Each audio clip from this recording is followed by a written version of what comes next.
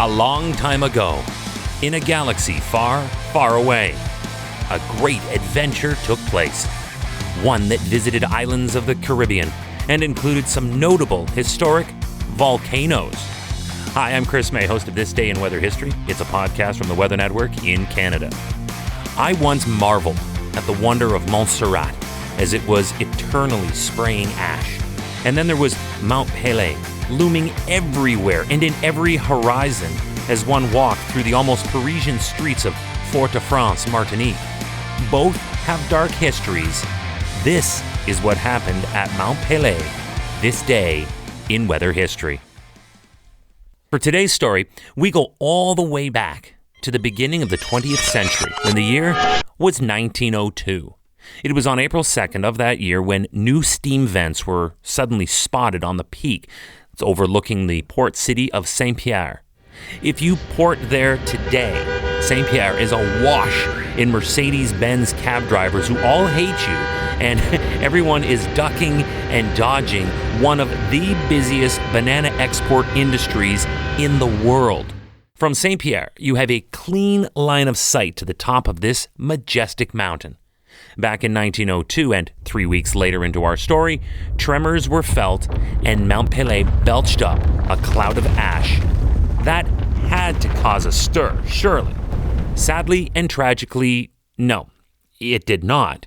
Residents of the port city were too wrapped up and all of their attention was being paid to what must have been a pretty engaging election for them to not heed the mountain's warnings to evacuate.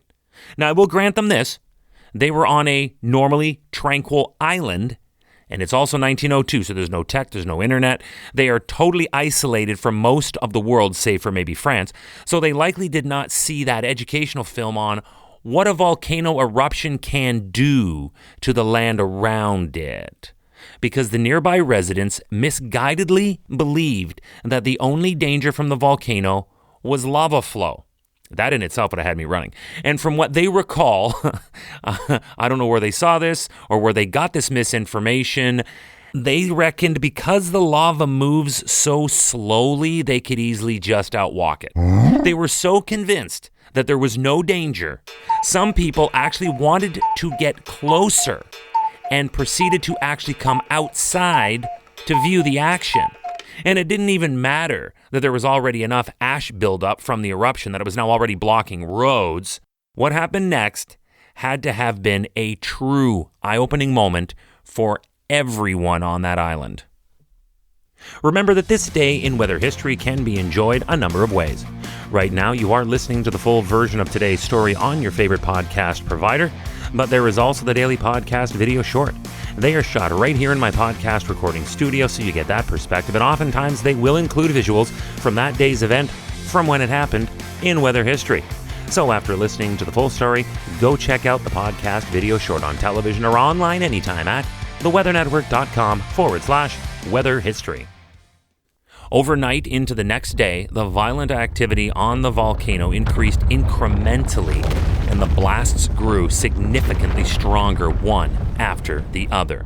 There were several strong tremors that shook everything, and then a mighty cloud of ash blasted from the top of the mountain with a temperature of more than 3,000 degrees Fahrenheit, that's 1,650 degrees Celsius. Finally, a tremendous blast in the early morning hours sent an avalanche of boiling ash down the side of the mountain. On May 7th, 1902, this day in weather history, Martinique's Mount Pelée began the deadliest volcanic eruption of the 20th century. Turns out, this was far, far, far, far more serious than they thought. And this would likely go on to interrupt anything else going on everywhere on the island very soon. And when it hit hard. The following day, the city of Saint-Pierre, which I can attest to, lives up to its billing as the Paris of the Caribbean, was wiped off the map. The city of Saint-Pierre was buried within minutes, and most of their entire population died instantly. And by most, I mean only 2 people in all of the city of Saint-Pierre on the cusp of what was an important election. Remember that part? Only 2 people survived. And of those 2, one was a prisoner who had been held in an underground cell. And there were 16 ships in the harbor that for some unknown reason were still there when the volcano erupted. That was a regretful miscalculation because all of them were blown away by the eruption and only 1 ship survived.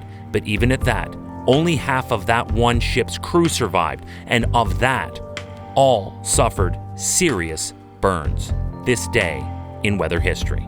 Tomorrow is May 8th, and we're talking about what was called in 2009 a super derecho.